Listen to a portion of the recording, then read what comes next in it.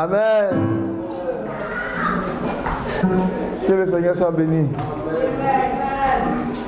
Amen. Tu peux donner de la lumière, s'il te plaît. Monter les... Voilà. Les deux côtés. En bas aussi, s'il te plaît. Voilà. T'es un peu sobre. Amen. Je vous salue tous au nom de Jésus. Que le Seigneur soit béni. Amen. Nous saluons nos frères qui sont en ligne. Et nous bénissons le Seigneur pour ces temps de prière, ces temps d'adoration. Et ce sujet de prière que le Seigneur nous donne à chaque fois. Quand nous lisons les Écritures, on a comme l'impression qu'on découvre certains versets. Tellement ça vient nous chercher. Amen. Cependant, on les lit tous les jours. Mais en les réalisant, on comprend davantage le projet de Dieu. Et les choses deviennent très claires. Amen. Amen. Ce matin, je voulais commencer un sujet qu'on connaît, mais on n'a pas l'habitude de l'aborder de cette façon. Et si le Seigneur fait grâce, on va le continuer tranquillement aujourd'hui et les prochains dimanches. Et ça peut paraître un peu lourd, mais un peu difficile comme titre, mais on va l'expliquer. Amen. Parce que je sais que nous sommes de la Galilée, n'est-ce pas? Nous sommes de la Galilée des gentils. Amen. Si il y a temps, ils n'ont pas de titre, le frère Amen à la sortie va me dire, mais frère Alain, quand ça va aller sur le YouTube, là, c'est quel titre on donne? Amen. Mais en même temps, au-delà de ça, il faut qu'on comprenne aussi ce que le Seigneur nous donne. C'est un sujet que je vais essayer de reprendre tranquillement.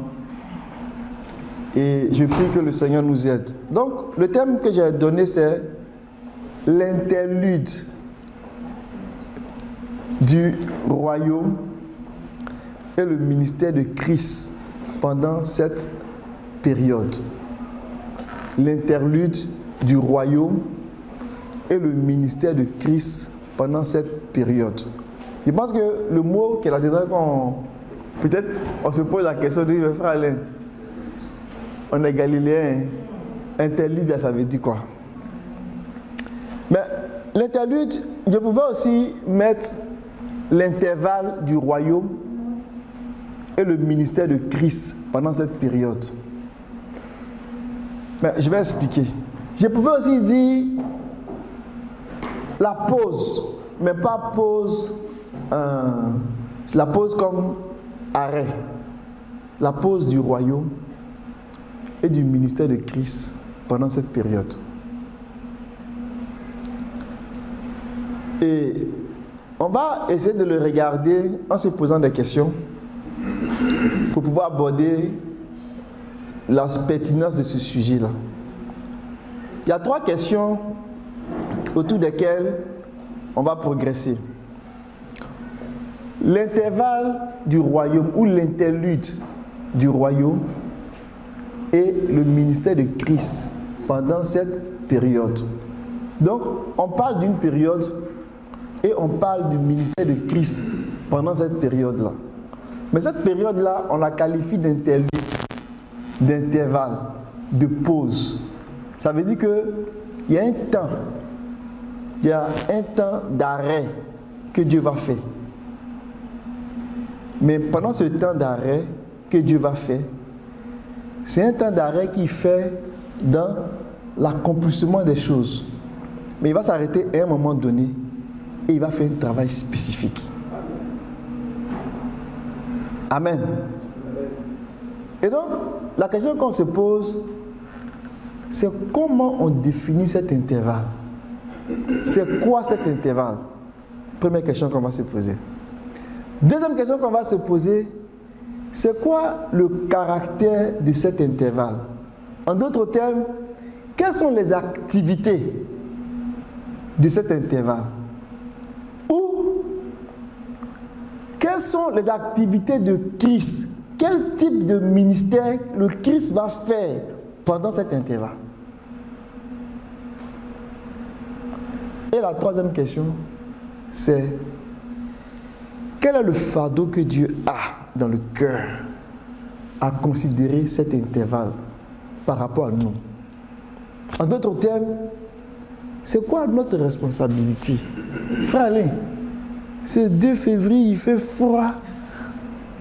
On cherche à venir faire un petit culte, prier, s'édifier autour des petites choses qu'on sait. On va venir encore dire des choses très compliquées. Qu'est-ce que ça va m'apporter aujourd'hui, cette affaire d'interlude-là? Ça va apporter quoi à ma vie même? C'est cette troisième question-là qui est comme l'épine dorsale même de ce message-là. Ça veut dire savoir quel est le fardeau que Dieu a dans le cœur, au point que dans le processus du royaume, Dieu met un temps d'arrêt, il fait une activité précise. Pourquoi?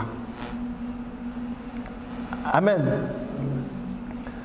Donc, cette introduction, pour entrer dans le sujet, va m'amener à faire des détours. Pour pouvoir revenir sur ces 3 questions-là. Et quand je dis détours, ce sont des détours utiles. Pour essayer de comprendre pourquoi même on parle d'un intervalle de royaume. Pourquoi on parle d'une pause? D'où ça vient l'idée de pause? Amen. Pendant que je parle, il y a un verset qui me vient à l'esprit, que je n'avais pas prévu.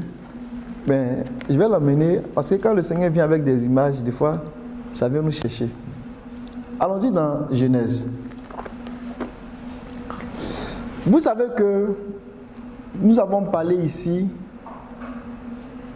de l'avènement du Seigneur. Amen. Vous vous souvenez de l'avènement du Seigneur? La venue du Seigneur. Et cette venue du Seigneur, telle qu'elle est décrite dans Matthieu 24, on l'a appelée aussi la parousia du Seigneur. Amen. Donc maintenant, il sait qu'on n'a plus, même grâce, on n'a même plus peur de ces mots-là. La parousia du Seigneur, qui veut dire, c'est un mot, c'est le mot grec, c'est tout, qui veut dire avènement. Amen. Qui veut dire aussi venue. Mais dans ce contexte-là, il est question de la seconde venue du Seigneur. Amen. Donc quand vous entendez la parousia du Seigneur, on nous parle de la venue du Seigneur.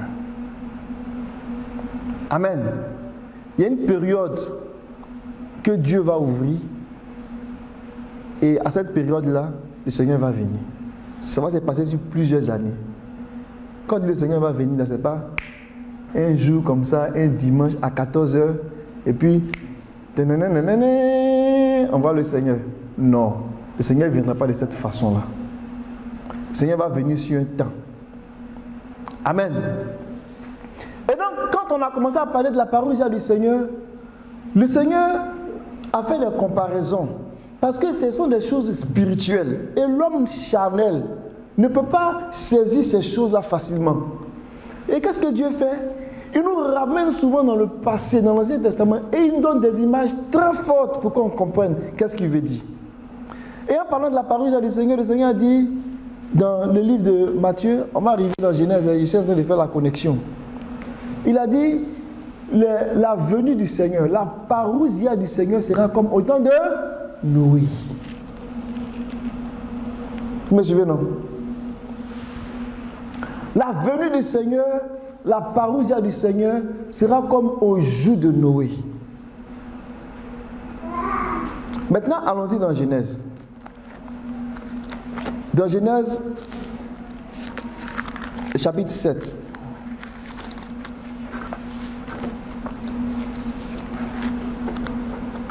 Gardez à l'esprit que on parle de l'intervalle du royaume. On parle de la pause du royaume. On parle de l'interlude du royaume et du ministère de Christ pendant cette période-là. Amen. Donc nous allons pour établir ça tranquillement. Regardez dans Genèse chapitre 7. Dans Genèse chapitre 7. Le verset...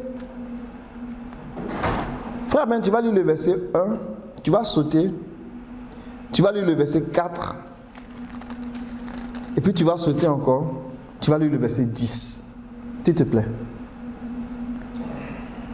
Verset 1, verset 4 et verset 10.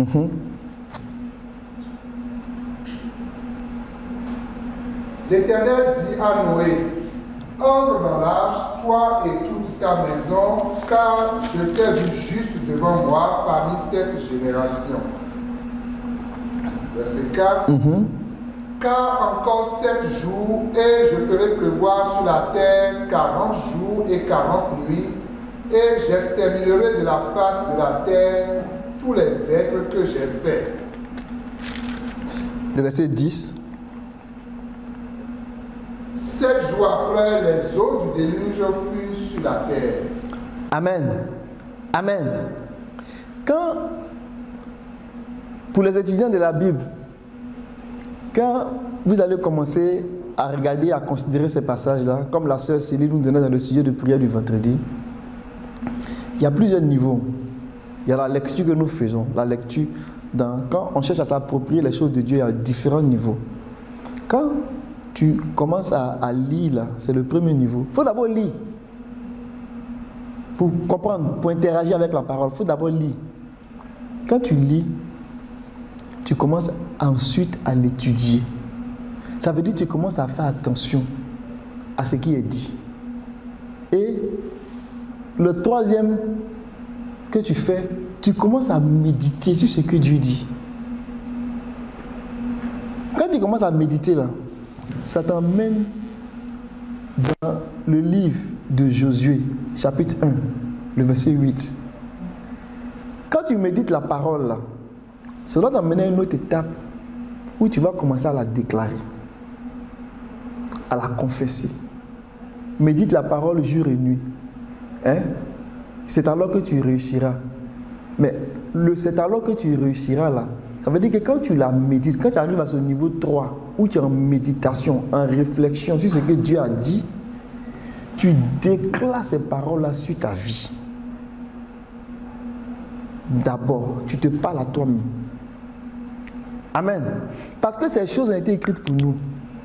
Il n'y a pas quelqu'un qui va commencer à prendre la parole, qui va la méditer, qui va faire les déclarations de ce qu'il a vu sur sa vie, et puis il ne va pas réussir dans ses entreprises. Ce n'est pas possible. Il partait pour posséder le pays. Et puis Dieu lui a donné le secret.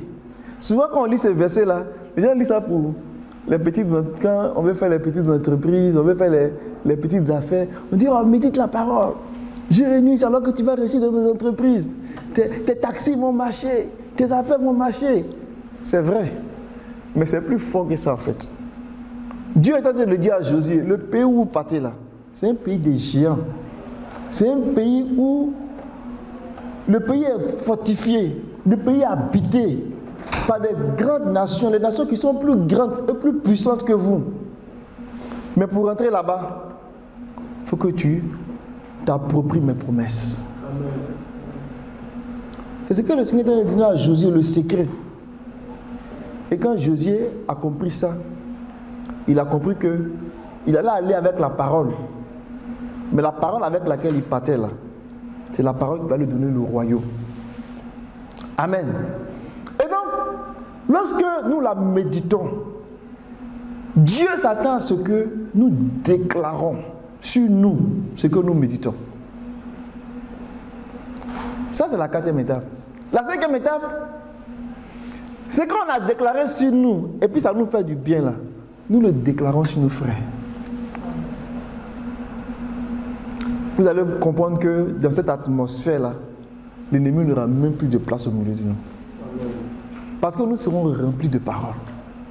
Parce qu'en réalité, il est vrai que la parole s'est faite chair.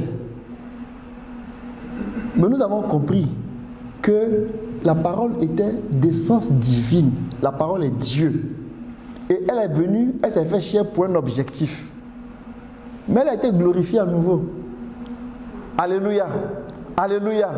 Donc, lorsque nous entrons en interaction avec la parole, la finalité, c'est de devenir divin. Alléluia. Alléluia. C'est ça la finalité. La finalité, c'est de devenir divin, des hommes divins. Exprimer la vie divine. Donc ici on arrive, on regarde la parole. Dieu dit à Noé que j'ai vu la méchanceté sur cette terre-là. J'ai vu la situation dans laquelle le monde est et mon esprit, je regrette même. Dieu parle à la manière des hommes en ce moment-là. Parce que vous comprenez que quand on dit Dieu regrette, c'est une façon de parler.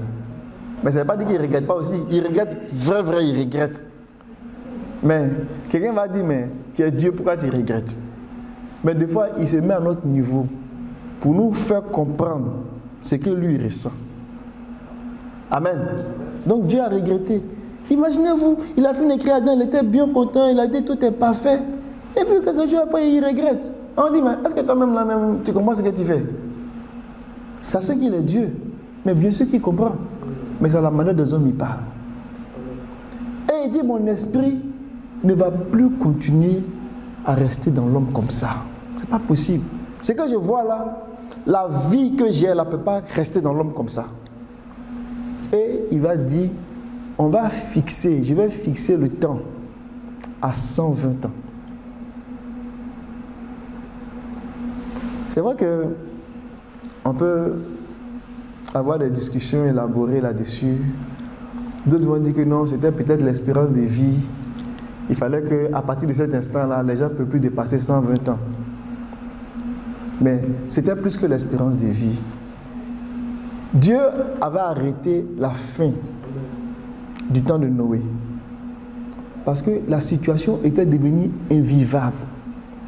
La violence qu'on avait sur la terre au temps de Noé, là, la situation était invivable. Donc Dieu a mis un marqueur rouge, il a mis une ligne et il dit l'homme ne va pas dépasser ça. Amen.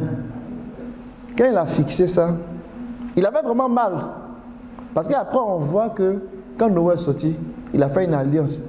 Et puis c'est comme s'il dit encore, je regrette d'avoir détruit l'homme de cette manière-là.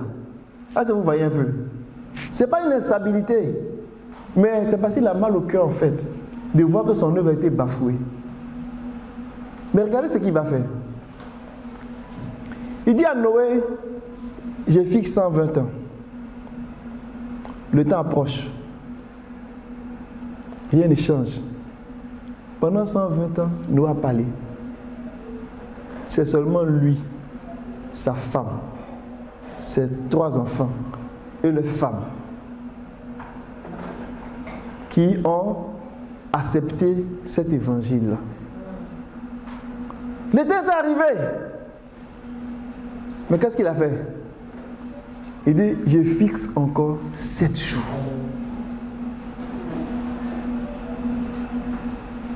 Il pouvait dire, bon, c'est fini. Mais il dit, je fixe encore 7 jours.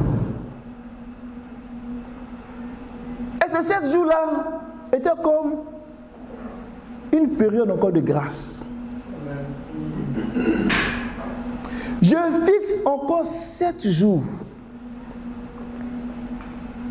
Après les 7 jours-là, moi-même, là, j'ai fermé l'âge. Quand les 7 jours sont arrivés, Dieu a fermé l'âge. Et les eaux du déluge sont descendues. Amen. Et ont inondé toute la terre. Mais on a compris que c'était un nouveau monde. À travers Noé, Dieu voulait faire rentrer les hommes dans un nouveau monde. Mais quand ce nouveau monde est arrivé, la Bible dit que Dieu a envoyé un souffle pour faire disparaître toutes les eaux du déluge. Et la terre est devenue sèche. Et quand Noé est sorti, c'était une nouvelle terre et un nouveau ciel. Il y a beaucoup de choses à dire là-dessus. Mais je prends ça pour parler de la venue du Seigneur. Le Seigneur dit, quand lui va revenir là, ça sera comme au temps de Noé. Ça veut dire que Dieu a fixé aussi un temps de sa propre autorité. Et il a dit ce temps qu'il a fixé là, Les hommes ne connaissent pas le jour. Ils ne connaissent pas l'heure. Même les anges ne connaissent pas ça. Même le Fils lui-même là, ça lui a été caché. Mais c'est Dieu seul qui sait. Mais Dieu a fixé un temps. Amen. Pour pouvoir faire ce travail-là. Et donc, en parlant de l'interlude du royaume, en parlant de la pause, ça veut dire que pendant que nous allons rentrer dans la parousia du Seigneur, les Écritures vont nous montrer que Dieu va faire une pause. Et il aura une raison à cette pause-là. Et il va s'attendre à ce que son peuple aussi ait une réponse à cette raison-là. Amen. Amen. Est-ce que vous me suivez? Vous me suivez? Est-ce que c'est difficile? C'est pas difficile. Est-ce que vous avez sommeil? Bon, j'espère que je ne vous endors pas. Amen. Et donc, ça c'est un premier élément introductif quand j'ai parlé de détour pour nous approcher du sujet. Je vais annoncer des vérités que nous savons. Mais on va revenir dans d'autres temps pour qu'on puisse garder l'objectif sur cette méditation-là. Le Seigneur nous a dit qu'il est très important pour nous de connaître la vision. Quand on parle de vision, là, on n'est pas en train de parler de la vision d'un homme. On n'est pas en train de parler de la vision de genre, on a une vision spéciale dans laquelle on est inscrite. On n'a pas de vision. Quelqu'un disait vision dans vision égale à division. Hein? Ça veut rien, mais c'est instructif. Les gens se reconnaissent ici. Ils savent qui disait ça. Vision dans vision égale à division. Qu'est-ce que ça veut dire? Le Seigneur a une seule vision. Si on n'est pas dans la vision du Seigneur, que nous-mêmes on fait une autre vision, ça va nous perdre. Vous comprenez? Ceux qui disent ça là, eux-mêmes là même, il faut leur vision. Non? On comprend que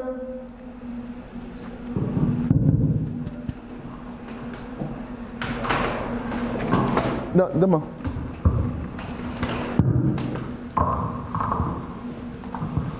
Alléluia. Amen. Donc, quand le Seigneur est en train de faire sa vision, nous devons nous inscrire dans la vision du Seigneur.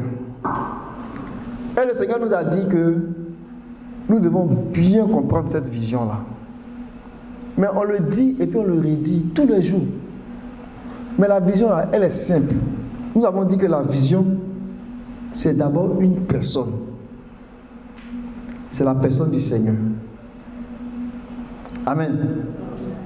Mais cette personne du Seigneur, là, quand nous la voyons là, nous devons comprendre que c'est la personne du Seigneur qui possède toute la plénitude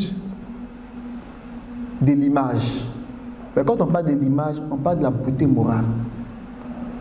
C'est-à-dire qu'il possède toute la plénitude de l'image. Et il possède toute la plénitude de la ressemblance. Donc quand on parle de l'image, on parle du caractère moral. Il possède un caractère moral parfait. Il n'y a rien à dire. Il est irréprochable. Et dans le même temps, il possède la plénitude des attributs de Dieu. Ça veut dire quoi? Ça veut dire que tout ce qui est attribut de Dieu, là, il manifeste ça de façon parfaite. Il manifeste l'amour de façon parfaite. Il manifeste la sagesse de façon parfaite. Il manifeste la puissance de façon parfaite. Il manifeste la justice de façon parfaite. Tout ce qui est attribut là, il manifeste ça parfaitement. Donc, il n'y a pas quelque chose qu'on peut lui reprocher. Donc, la vision, c'est la personne du Seigneur qui a la perfection du caractère et la perfection des attributs. Ça, c'est la vision. C'est une personne, c'est le Seigneur. Mais ce que le Seigneur est en train de faire, il veut que nous, les hommes qu'il a créés, on rentre dans cette vision-là. Et quand on comprend ça, ça veut dire pour nous que nous devons participer à la beauté morale et aux attributs de Dieu. Est-ce qu'il y a deux visions? C'est d'abord une personne. Et nous devons rentrer dans cette vision-là. Qui veut dire que Dieu est en train d'élever un corps de personnes. Et c'est ce bout que, un des bouts des points que le frère Jean-Philippe disait, que ces gens-là, ils ont un teint de vermeil. C'est ça, non? Corail. Ils sont d'une beauté extrême.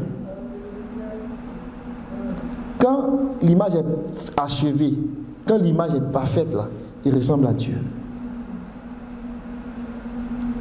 Comment Dieu fait pour réaliser ça? Il se sert de deux choses, de la parole et de l'esprit. Mais alors qu'il fait ce travail-là,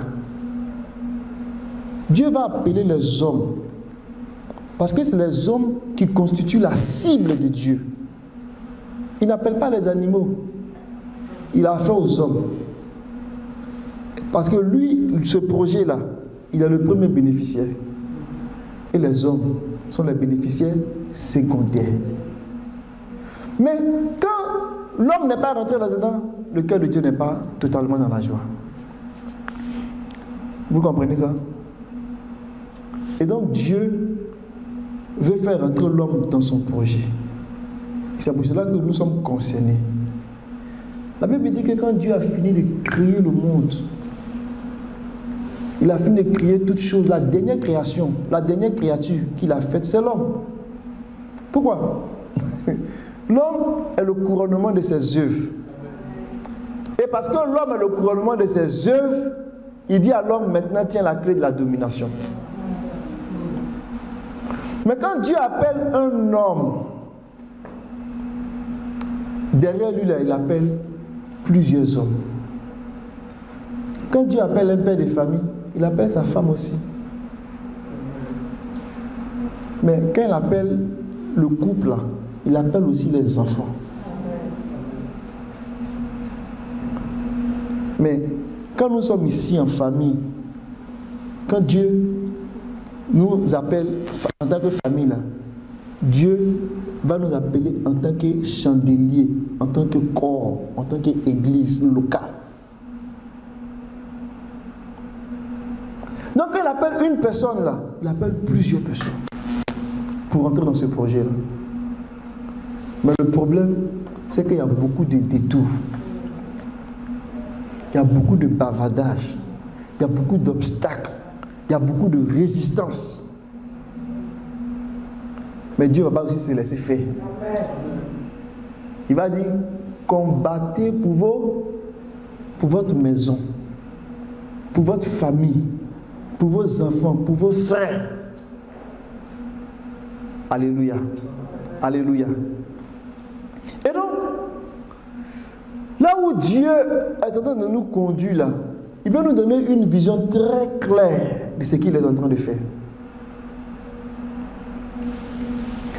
Je vais progresser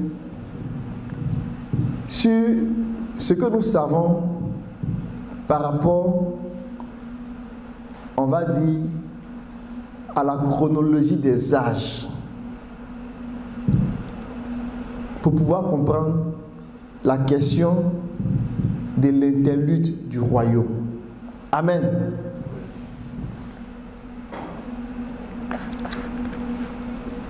Nous avons dit ici que il y a combien de mondes? Hein? Les étudiants qui n'oublient pas. Il y a combien de mondes? Il y a 3 mondes. Amen. Amen. C'est important. Ce n'est pas juste du savoir, un savoir pour un savoir. C'est important parce que ça va déterminer ta conduite.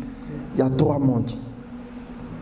Au temps de Noé, là, c'était le monde d'alors. Amen. Amen. Le temps dans lequel nous sommes, Pierre dit que c'est le ciel et la terre qui constituent le monde, qui est le monde d'à présent. et il y a le monde à venir. Amen. On est d'accord avec ça, non? Ok. Donc, on veut de dérouler l'âge, pour ne pas dire les âges de la rédemption. La ligne de la rédemption. Il y a 3 mondes. Les gens n'ont qu'à monter, ils n'ont qu'à descendre. S'ils veulent, ils n'ont qu'à aller chercher l'eau aussi masse. Mais il y aura 3 mondes. Dieu a arrêté ça depuis longtemps. Et puis c'est ça qui suit. Tu es content, tu n'es pas content, il y a 3 mondes. Tu as beau être scientifique, tu as cherché tout ce que tu veux. Tu vas aller chercher de l'eau si masse, il y a 3 mondes. Tu es fâché, tu n'es pas croire en Dieu, il y a 3 mondes. Ça, il faut que tu saches ça. Amen. Dans le premier monde, on a dit que Dieu cherchait une famille, une lignée.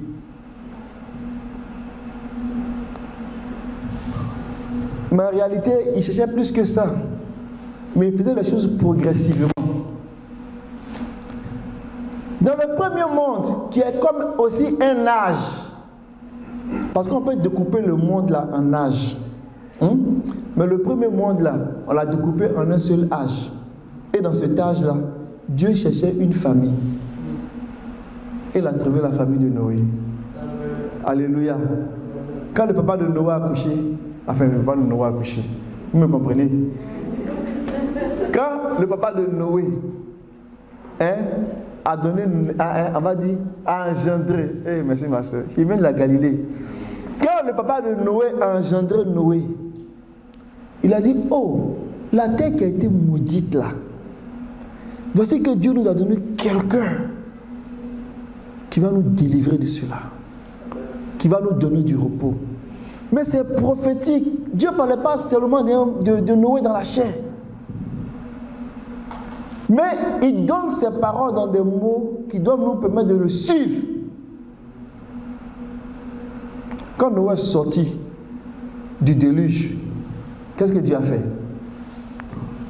Dieu a dit, c'est vrai, il y a eu la lignée que je voulais là. Mais moi, il n'y a pas seulement famille. Famille, ça ne peut pas. Une famille ne peut pas me permettre de rentrer dans mes objectifs. Ce n'est pas possible.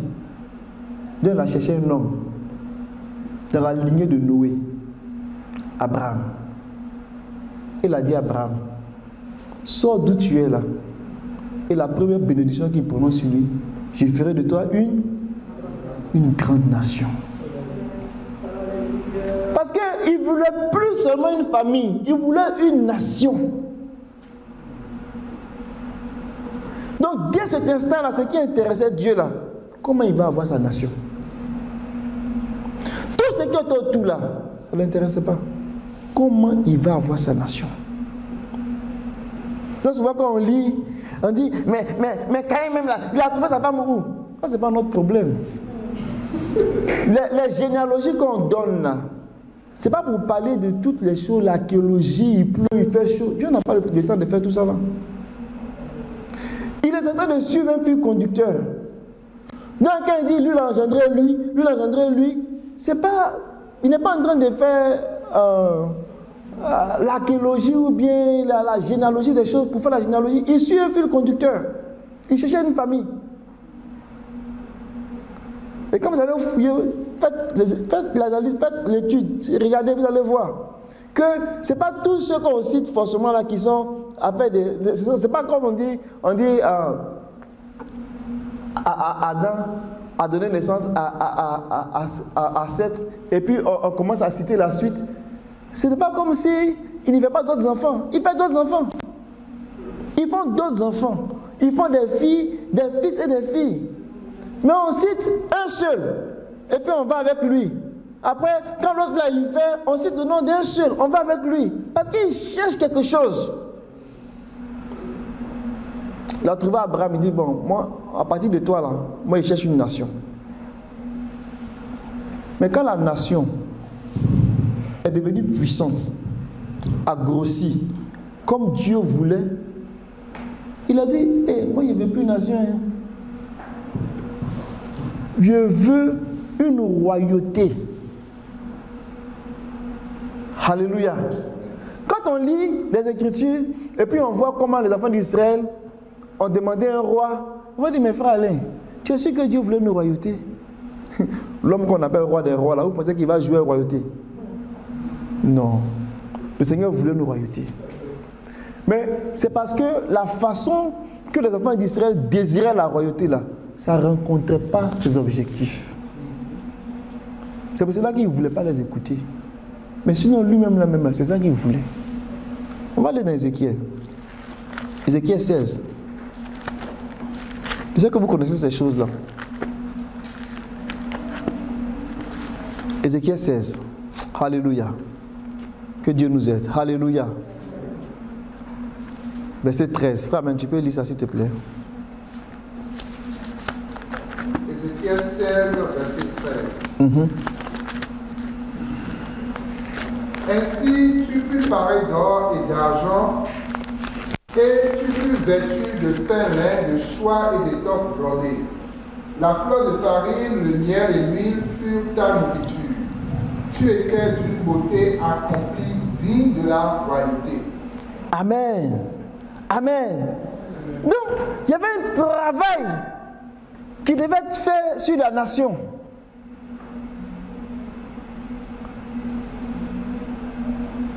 Pour être maintenant comment?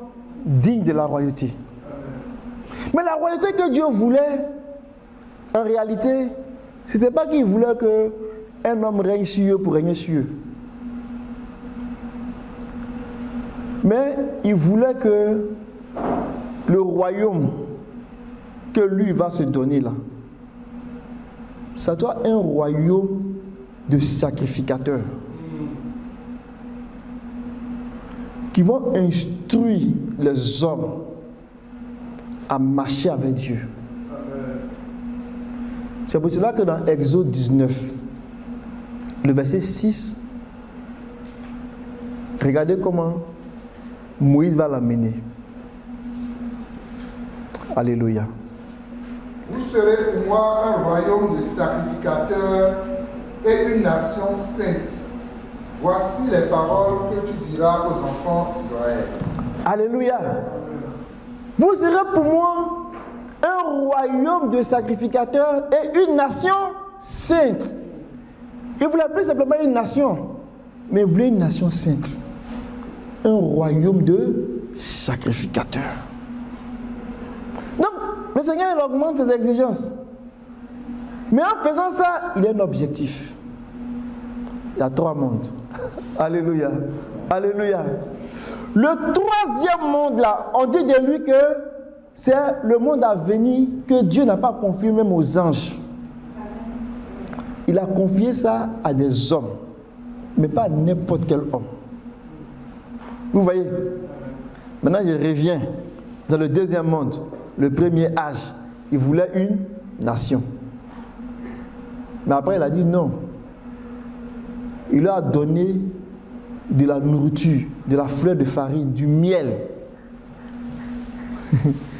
La nourriture, la fleur de farine, c'est le symbole de la pensée, de la parole, de la doctrine, de la lumière, de l'enseignement de Dieu. Et le miel, c'est cette compréhension de la parole qui nous transforme. On est tellement content de la comprendre là. Elle nous transforme, elle produit en nous des fruits. Pour que quoi? Pour qu'on arrive à un état où on est capable de faire la part entre le mal et le bien. Vous me comprenez? De séparer le mal et le bien. Une compréhension qui nous amène à nous séparer du mal, à nous séparer du péché. Donc, ce rôle-là, pour rentrer là-dedans, Dieu va travailler pour que ses enfants atteignent ce niveau-là, au point que, quand ils sont dans cet état-là, on peut leur confier la royauté. Mais la royauté d'être prête et de pouvoir enseigner la loi de Dieu aux hommes. Ça, C'était ce que Dieu recherchait dans le deuxième âge qui correspond à l'âge de l'Ancien Testament. Donc quand Moïse est venu et que Moïse a commencé à leur donner la loi, l'objectif là, que Israël en sortant de l'Égypte là, il devienne un peuple de sacrificateurs, une nation sainte. Pour que tous les peuples là viennent apprendre Dieu auprès d'eux. Mais Israël a échoué. Et qu'est-ce qu'il a dit? Il dit maintenant, je ne veux plus simplement un peuple de rois comme je vous ai demandé là. Un peuple de sacrificateurs comme je vous ai demandé. On va prendre 1 Pierre 2. L'apôtre Pierre, verset 9, il va reprendre les paroles de Moïse. Mais il va aller plus loin par rapport à ce que Dieu veut. Quand tu lis ça et puis tu ne fais pas attention, tu vas dire, mais Pierre a cité exactement ce que Moïse a dit. C'est quoi le problème? On va le lire. Vous, au contraire, vous êtes une race élue, un sacerdoce royal, une nation sainte, un peuple acquis, afin que vous annonciez les vertus de celui qui vous a appelé des ténèbres à son admirable lumière. Amen. Amen. Amen. Je ne sais pas si tu as d'autres versions, peut-être Darby.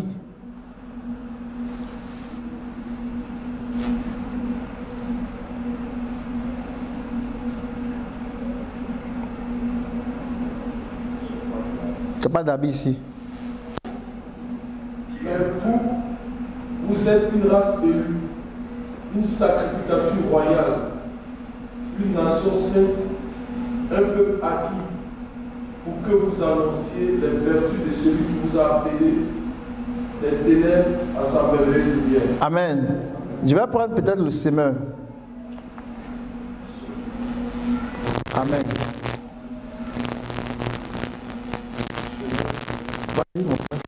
Verset 9. Mais vous êtes une race élue, une communauté de rois prêts, une nation sainte, un peuple que Dieu a libéré, pour que vous célébriez bien haut les œuvres merveilleuses de celui qui vous a appelé de passer des ténèbres à son admirable lumière. Amen. Alléluia. Alléluia. Ici, là, il y a un point tournant. Regardez le verset qui dit, il vous a appelé à passer des ténèbres à la lumière, à son admirable lumière. Il est en train de dire que, c'est comme s'il disait, Moïse a dit que Dieu cherchait un peuple de sacrificateurs. Mais quand Jésus est venu, avec la grâce et la vérité, lui il dit, je ne veux plus simplement un peuple de sacrificateurs, mais je veux un peuple de rois sacrificateurs. Mais on va dire, mais tu peux faire quoi tout ça là? Oui, il s'en va avec ça. Il y a 3 mondes. Vous me suivez? L'Église est dans le 3e âge du 2e monde. C'est vraiment important de comprendre les temps. L'Église est dans le 3e âge du 2e monde. Dans l'œuvre de la rédemption là, il y a 3 mondes qu'on a subdivisés en 5 âges. Dans le premier monde, il y a un âge. Dans le dernier monde, il y a un âge qu'on appelait l'âge du millénium, l'âge des 1000 ans. Pendant cet âge de 1000 ans-là, il y a un travail que Dieu va faire. Dans le monde d'à présent, il y a 3 âges. Dans les 3 âges-là, le premier âge, Dieu ne voulait plus une famille, il voulait une nation. Après, il dit non, je ne veux plus seulement une nation. Je veux un royaume de prêtres. Mais ce royaume de prêtres dans l'Ancien Testament là n'a pas pu faire ce que Dieu voulait. Et il dit maintenant, je veux un royaume de rois et de prêtres.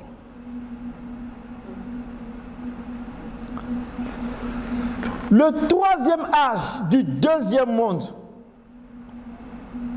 qui correspond à la période de l'Église là, Dieu veut moissonner un peuple de rois et de prêtres. C'est pour cela que quand l'apôtre Jean, il a eu la plus grande révélation qu'on pouvait avoir du Seigneur, après que les autres apôtres sont allés dormir, le Seigneur lui a montré les choses qui concernaient son époque et les choses jusqu'au retour du Seigneur et les choses de l'âge, du monde à venir. Qu'est-ce qu'il a vu? Apocalypse chapitre 1, le verset 5. S'il te plaît, mon frère, amen. Et de la part de Jésus-Christ, le témoin digne de foi, le premier-né d'entre les morts et le souverain des rois de la terre, il nous aime, il nous a délivrés de nos péchés par son sacrifice. Amen. Amen. Tu peux continuer?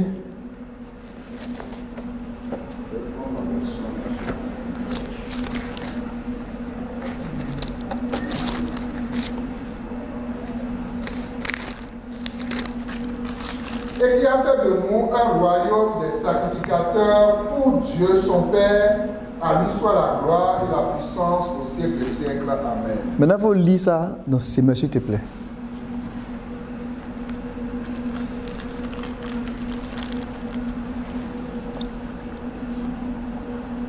Il a fait de nous un peuple de rois, des prêtres au service de Dieu son Père. Amen. Vous voyez, au verset 4, il dit que il a vu de grandes choses, que le Seigneur qui l'a racheté, qui l'a sauvé là, le Seigneur qui nous a sauvés de son sang, il a fait de nous un peuple de rois et de sacrificateurs. Je disais ça à quelqu'un et puis il me dit, ah, j'espère que les rois là ne vont pas se battre entre eux. Il y a trop de rois, il y a trop de têtes. Et il a dit non. En fait, il y a un parmi eux là qu'on appelle le roi des rois. C'est lui qui est la tête. Ce que tu dois voir, c'est comment tu peux réaliser que tu as un peuple dont les sujets sont des rois. C'est merveilleux. Dans un royaume, tu as le roi, et puis ces sujets-là, ce sont des hommes ordinaires. Mais on te parle d'un royaume dans lequel les sujets eux-mêmes sont rois. C'est de ça que tu dois te réjouir. Mais tu es en train de voir les palabres qu'ils vont faire. Vous voyez un peu comment l'esprit de l'homme est tordu. Mais en même temps, ce qu'il dit peut avoir un certain sens. Mais Dieu sachant que s'il fait un peuple de rois, et puis il n'a pas fait ça comme il faut, le royaume sera divisé. C'est pour cela que dans l'âge de l'Église, quand Dieu vient chercher un peuple de rois, il va faire quelque chose. De sorte que quand le peuple de rois là a atteint le niveau, il est prêt à faire face à n'importe quelle situation, à gérer n'importe quel problème, à diriger n'importe quelle nation.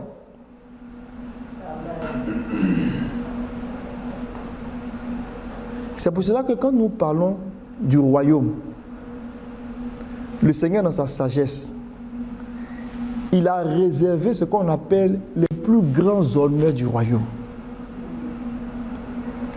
Et dans les plus grands honneurs du royaume là, il y a 4 éléments qu'on peut identifier comme les plus grands honneurs du royaume. Quand tu reçois ces 4 honneurs du royaume là, tu rentres parfaitement dans la volonté de Dieu pour l'âge de l'Église. C'est un que vous savez, je reviens là-dessus. Mais je dis, il fait un détour pour que vous puissiez bien me comprendre. Donc, on est en train de parler de l'interlude du royaume et le ministère de Christ pendant cette période. Et on a dit que l'interlude, c'est un intervalle du royaume. Que Dieu prend, ou bien que Dieu fait un arrêt que Dieu se donne. Un temps un peu comme ce qu'on a vu, de 7 jours, avant que la porte ne se ferme. Et il y a une raison à cela. Que le Seigneur lui-même va venir faire une activité spéciale au milieu de son peuple. Amen. Mais pourquoi on dit un intervalle du royaume? Parce que dans l'âge à venir, c'est le royaume qui va s'installer. Pour ne pas dire qui va s'établir dans sa force. Donc, en vue du royaume qui va s'installer là, il y a des activités qui appartiennent au royaume que Dieu doit faire. Et l'église, l'âge de l'église, c'est l'âge de la préparation du royaume. Et pendant que le Seigneur est en train de préparer l'église pour devenir comme l'instrument qu'il va utiliser pour conduire l'âge à venir, au milieu de l'église, il y a un peuple que Dieu va appeler. Parmi le peuple. On a parlé de ce matin des saints. Et le peuple des saints. Il y a un peuple que Dieu va appeler au milieu de son peuple. Au milieu de l'église, il y a un peuple que Dieu va appeler.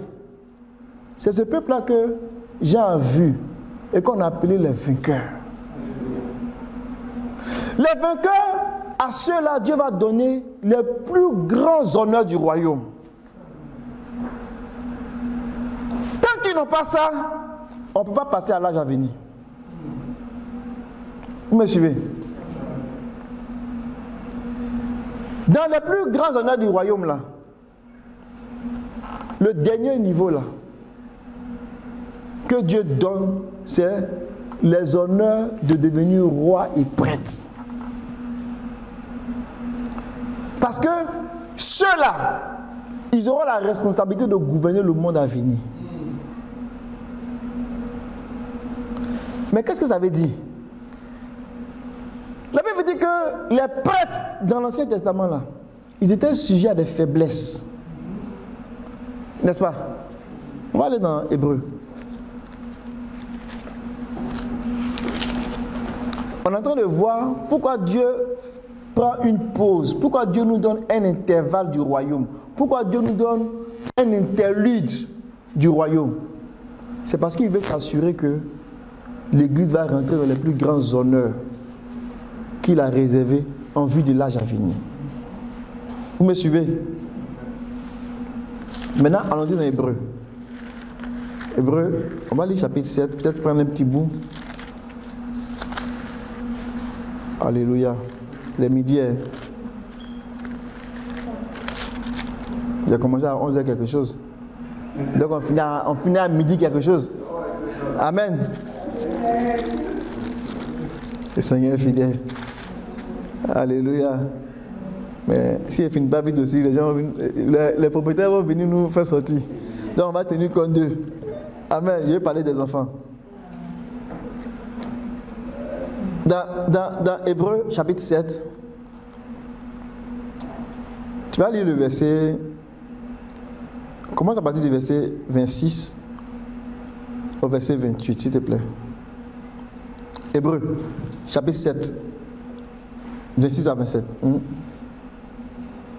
Il nous convenait en effet d'avoir un souverain sacrificateur comme lui, saint, innocent, sans tache, séparé des pécheurs et plus élevé que les cieux. Amen. Amen. Si on appelle un sacrificateur comme ça, le travail ne peut pas être fait. Ce n'est pas possible. Mais ce que le Seigneur a fait là, il a fait ça pendant l'âge de l'Église. Pour faire sortir des sacrificateurs comme lui. Vous me comprenez? Pour préparer des sacrificateurs qui seront comme lui pour l'âge à venir. S'il te plaît, vas-y. Qui n'a pas besoin, comme les souverains sacrificateurs, d'offrir chaque jour des sacrifices, d'abord pour ses propres péchés, ensuite pour ceux du peuple, car ceci, il l'a fait une fois pour toutes en s'offrant lui-même. En effet, la loi établit souverain sacrificateur des hommes sujets à la faiblesse. Mais la parole du serment qui a été fait après la loi établit le Fils qui est parfait pour l'éternité. Amen. Des hommes qui sont sujets à des faiblesses. Donc, on comprend par là que ce qui n'a pas fonctionné quand il demandait un peuple de rois dans l'Ancien Testament et un peuple de sacrificateurs dans l'Ancien Testament, c'est parce qu'ils étaient sujets à la faiblesse. Donc, ils ne pouvaient pas jouer le rôle de réconciliation des hommes avec Dieu parfaitement. Donc, le Seigneur lui-même, il vient séparer des pécheurs. Il est sans défaut, il est sans tache, pour faire sortir du milieu des hommes un peuple qui est comme lui. Et puis lui, il a leur tête. Amen. C'est pour cela que quand il vient, l'un des plus grands honneurs que Dieu va donner là, c'est de nous donner d'être des esprits vivifiants. On va pas le leur en train d'avancer, je vais aller un peu vite, hein? Mais on va revenir là-dessus, ou mais les frères vont revenir là-dessus dans d'autres occasions. Un esprit vivifiant là. Adam était un homme naturel, une âme vivante. Amen. Était un homme animal. Mais est-ce qu'Adam pouvait donner la vie? Adam pouvait donner la vie dans son règne. Amen. Comme moi, il peut donner la vie dans mon règne. Amen. Adam pouvait donner la vie, mais dans son règne. Les animaux peuvent donner la vie dans leur règne. Vous me comprenez? Quand on parle d'esprit vivifiant, c'est aussi être capable de donner la vie dans son règne. Et ce n'est pas donné à tout le monde de pouvoir donner la vie en tant qu'esprit vivifiant. Ça veut dire quoi?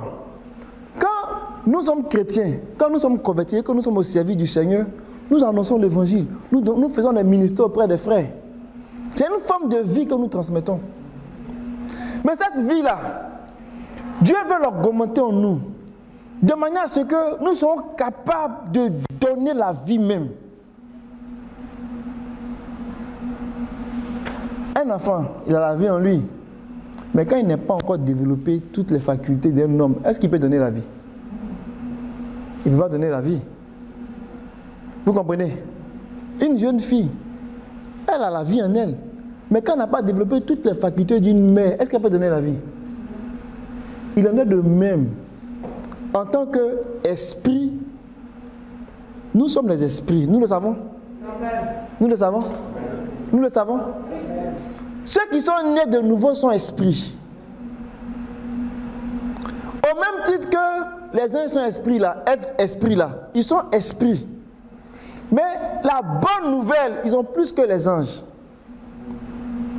C'est que eux là, ils sont d'essence divine. Et les anges n'ont pas cette essence divine là. Et de la même façon que Adam, un homme qui a tout ce qu'il faut en lui pour donner la vie, quand l'esprit que nous sommes a atteint un certain niveau, Dieu nous rend capable d'appeler à l'existence la vie. Ça là, c'est un honneur que Dieu réserve à une classe. L'autre honneur que Dieu il réserve, c'est l'incorruptibilité, l'impossibilité de vieillir. Regardons dans Hébreux, chapitre 1.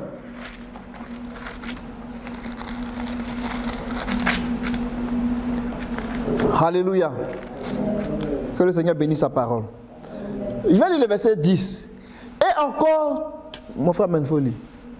Et encore, toi, Seigneur, tu as au commencement fondé la terre, et les cieux sont l'ouvrage de tes mains. Vas-y. Ils périront, mais tu subsistes. Ils vieilliront tous comme un vêtement. Tu les rouleras comme un manteau, et ils seront changés. Mais toi, tu restes le même, et tes années ne finiront pas. Alléluia.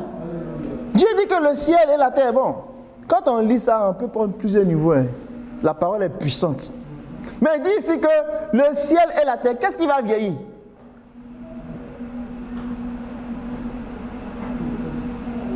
Hein? Il dit le ciel et la terre vont vieillir comme des habits. Mais quand on dit le ciel et la terre là, dans Genèse chapitre 1, verset 1, tout ce qui est dedans là, il créa le ciel et la terre. Ça veut dire quoi? Ça veut dire que tout ce qui est dedans là, c'est le ciel et la terre. Ça peut vieillir, ça peut se dégrader, incluant même les anges eux-mêmes. Même si c'est une certaine forme d'incorruptibilité. Mais ici on dit que lui le Seigneur, il ne vieillit pas. Ça là, ce type d'incorruptibilité là, c'est ça qu'on veut. Amen. Pour parler clair, hein, aux gens qui veulent dire, mais frère Alain, ça ressemble à quoi? C'est-à-dire que quand tu as 7 ans, tu ressembles comme un homme de 30 ans. En fait, le processus du vieillissement là, à cause de la mort, Dieu vient comme bloquer ça, arrêter ça. Il vient comme condamner la mort pour dire, toi là, tu ne vas pas quelque part encore. Il renverse le processus de la destruction. Tous les hommes sont esclaves. De quoi? Ils sont esclaves de la corruption. La servitude de la corruption là, c'est le processus du vieillissement qui fait ça. Et même des croyants, des chrétiens en Christ, les apôtres, est-ce qu'ils ne sont pas allés dormir? Ils sont allés dormir à cause du processus du vieillissement. Ça peut être brutal par la persécution, hein, mais ça peut être aussi tranquille par le vieillissement. Mais c'est la mort qui s'exprime.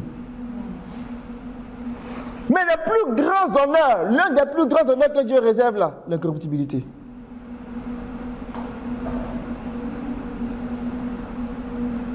Donc, cette classe-là, qui va devenir sacrificateur, Dieu va les rendre infaillibles, incorruptibles.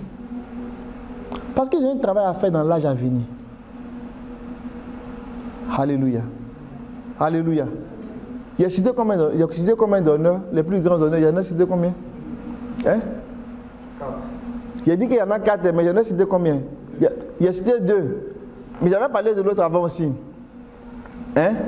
Être prêtre et roi. Ça, c'est un honneur. Mais quand on a ça, quand on rentre dans ça là, on est qualifié maintenant pour aller régner dans le monde à venir. Mais ça, avant que ça ne se manifeste, ça ne s'accomplit, dans les plus grands honneurs, là, il commence par nous donner d'être des esprits vivifiants. Alléluia. Des esprits qui sont capables de donner la vie. Et la vie en abondance, comme Dieu lui-même. Il nous rend, on va dire, incorruptibles. Donc, esprit vivifiant. Les plus grands honneurs du royaume. Numéro 2, incorruptible, ils ne vont pas vieillir. Numéro 3, il va donner d'être immortel. Ça, c'est encore quelque chose de glorieux. Pourquoi? Parce que quand la Bible parle d'immortalité, la Bible dit de tout ce qui peut avoir un nom ou qui peut exister. Dieu est le seul à posséder l'immortalité. C'est merveilleux. Dieu est le seul à posséder l'immortalité. Même les anges ne sont pas immortels. Et donc, ce qu'il y a de plus glorieux comme honneur à recevoir, comme un Dieu qui lui seul possède l'immortalité, il veut la partager avec nous. L'évangile a mis en évidence la vie et l'immortalité par Jésus-Christ. Donc, les gens, ils voient ça et ils disent, quoi? Il vous a donné ça aussi? Parce qu'ils n'ont pas ça. C'est l'évangile qui met ça en évidence. Ça a été caché dans tous les âges. Esprit vivifiant, incorruptibilité, immortalité. Quand ces éléments-là s'accomplissent dans l'Église, dans le corps de ces croyants-là, ils sont préparés, ils sont qualifiés à être des prêtres infaillibles. Donc, le cœur de Dieu là, c'est comment dans l'âge à venir, ce peuple-là, il va sortir pour faire le travail. Et donc, le royaume est en train d'avancer. Le temps est en train d'aller à son accomplissement. Et Dieu a l'impression que le travail est en train de tarder. C'est là maintenant que il faut que le Seigneur lui-même il vienne. C'est la raison pour laquelle il y a une pause. Il faut que lui-même il vienne pour prendre les choses en main. Et je vais terminer sur cette image-là et puis je vais revenir dessus le dimanche prochain. Pause ou intervalle.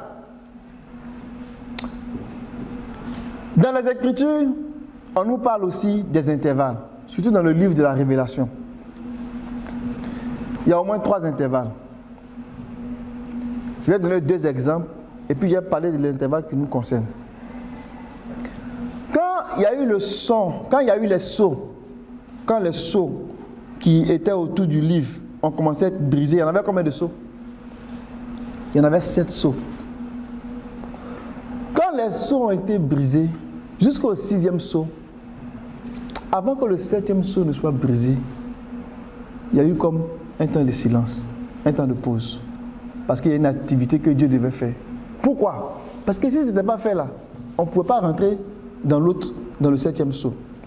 Gardons ça à l'image. Quand le 7e sceau se brise, on va commencer à voir des anges. Oh, c'est merveilleux. Le Seigneur est bon, hein? Alléluia. Des anges qui vont se préparer à sonner des trompettes.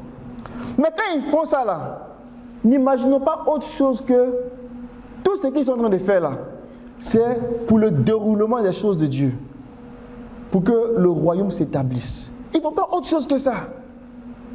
Vous me suivez? Ils ne vont pas dans autre direction que ça. Et donc, quand les anges commencent à sonner de la trompette, les choses de Dieu doivent commencer à s'accomplir. Le royaume de Dieu va monter en maturité. Le premier sonne, le deuxième sonne, jusqu'au 6e. Mais ce que ça doit produire pour que cette classe de l'église saute, avec tous les honneurs, ou du moins d'être digne d'avoir ces honneurs-là, le Seigneur ne voit pas ça encore. C'est comme dire, ah là c'est chaud, hein. Là c'est chaud, il faut qu'il fasse quelque chose. Parce qu'il ne voit pas ça, il ne peut pas passer à l'autre étape. Et donc là, il fait une pause. Il fait une interlude. Et puis il descend. Pour faire le travail, pour accélérer le travail. Alléluia. Alléluia. Allons-y d'Apocalypse. Apocalypse, chapitre 6 et chapitre 10. On va lire le verset 7. C'est un verset que on connaît très bien. Apocalypse 10, verset 7. Amen. Mais qu'au jour de la voix du 7e ange, quand il sonnerait de la trompette, le mystère de Dieu s'accomplirait comme il a annoncé à ses serviteurs, les prophètes. Vous voyez comment ce verset-là a amené? On le connaît bien, ce verset-là. On peut le réciter par cœur. On dit au jour du 7e ange. Tu peux prendre la version d'Abi?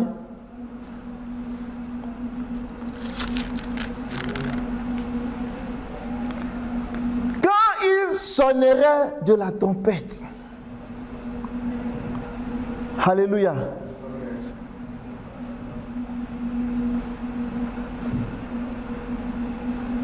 Généralement, quand on lit ça, vas-y, mon frère, t'as trouvé? D'Abi. Ah, au jour de la voix du 7e ange, quand il sera sur le point de sonner de la trompette. Est-ce que vous avez bien compris ce que le frère me met à lui? Il va relire encore. Mais au jour de la voix du 7e ange, quand il sera sur le point de sonner de la trompette. Amen. Quand la 7e et la dernière trompette va sonner, quelque chose va se passer. Dans Apocalypse chapitre 11, qu'est-ce qui va se passer? Regardez. Le verset 15. On dit le 7e ange sonna de la trompette et eut dans le ciel de fortes voix qui disaient: le royaume du monde est remis à notre Seigneur, à son Christ, et il régnera au siècle des siècles. Quand le 7e ange sonne, le royaume de ce monde est remis à Christ. Donc on rentre dans le règne.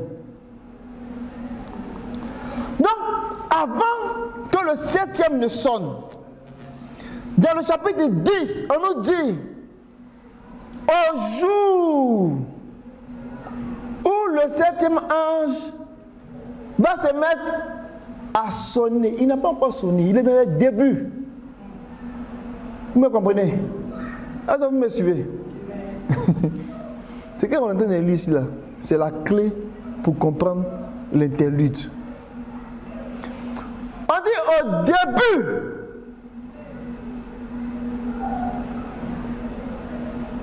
Ou bien dans le commencement de sonner de la trompette, c'est là que le mystère de Dieu va s'accomplir. Mais le mystère de Dieu qui s'accomplit, on l'a expliqué ici. Le mystère de Dieu qui s'accomplit là, c'est Christ. Isaïe, la propriétaire. C'est Christ. Mais le Christ là,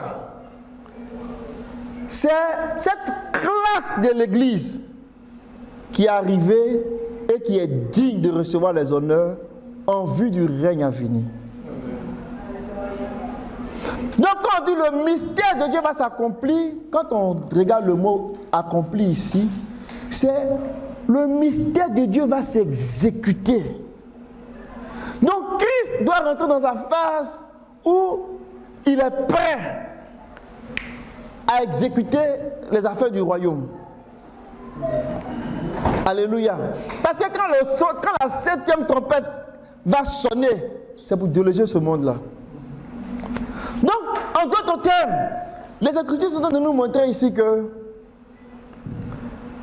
ce n'est pas quand le 7e, quand on va finir de sonner le 7e, que le mystère de Dieu va s'accomplir. Vous comprenez, mes amis? Ce n'est pas quand on va sonner, ou bien quand on va finir de sonner le 7e, la 7e trompette, que le mystère va s'accomplir. Le mystère va s'accomplir au commencement du son de la 7e. Amen. C'est pour cela que dans le chapitre 10, au début, on dit le Seigneur il descend. À cet intervalle-là, il descend. Il fait une pause et puis il descend. Et il va venir mener des activités comme le souverain sacrificateur. Et quand on parlait ici de l'expiation, ça c'est une des activités pour laquelle il vient. Mais il fait tout ça là pour accélérer le travail afin que l'Église reçoive les honneurs les plus élevés du royaume. Alléluia. Alléluia. Alléluia. Alléluia. Et quand il a parlé ainsi, qu'est-ce qu'il a dit? Il a dit, il n'y a plus de délai. C'est un temps qui est tellement bref. Pour faire un travail rapide, il dit, il n'y a plus de délai. C'est dans ce même temps aussi que beaucoup de choses vont se passer. Quand on dit le dragon a été précipité, il est descendu avec une colère parce que lui-même il sait qu'il n'y a plus de délai pour lui. Il y a un intervalle de temps que le Seigneur a fixé pour l'Église, où lui-même vient faire un travail pour que l'Église rentre dans les honneurs les plus grands du royaume. Alléluia. Alléluia. Alléluia. Alléluia. Donc, quelqu'un va dire, frère Alain, tu as 3 dimanches. C'est bon maintenant. Sa prière a été exaucée.